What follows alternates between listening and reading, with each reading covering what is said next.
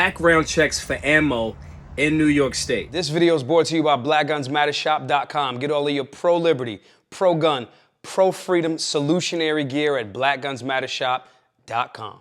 Now, there's an article that came out that talks about they're going to now do background checks for the state of New York, where you'll be taxed an excise fee for these ammo checks. So just purchasing ammo.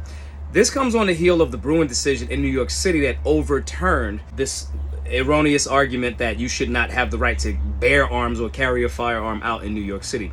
Since then, we've saw New York City and state do things to make it more cost and just generally prohibitive for anybody that's a safe and responsible firearms owner that wants to actually purchase firearms and now even ammo. So again, this thing that's about to go in means every time you purchase ammo with that sale, you're going to spend more money in taxes. You're going to spend more money on the background check for the ammo.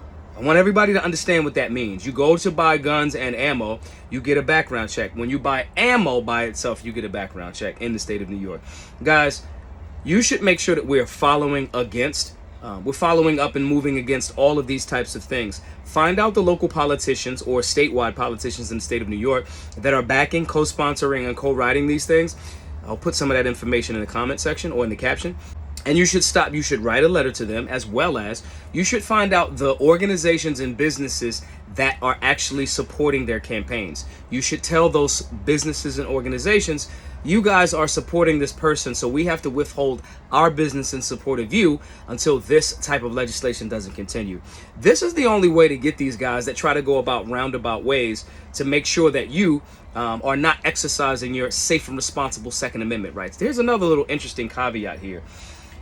The background checks would operate as a middleman, kind of like between. So normally when you purchase a firearm, boom, you get the 4473, the FBI gets a phone call and they say, hey, yeah, he's good to go, she's good to go. This situation would create a middleman where that database of all of the people in the state of New York would be held. So there will be a middleman doing the background checks on the ammo, storing that information, and then deciding to say what they want to do with it later. So this is another backdoor registry for ammunition. This is another attempt and an attack on your Second Amendment rights. And this is, again, off of the heels of the Bruen decision that made it very, very clear that you have a human right, as stated in the Constitution, to keep and bear arms. Firearms also includes ammunition.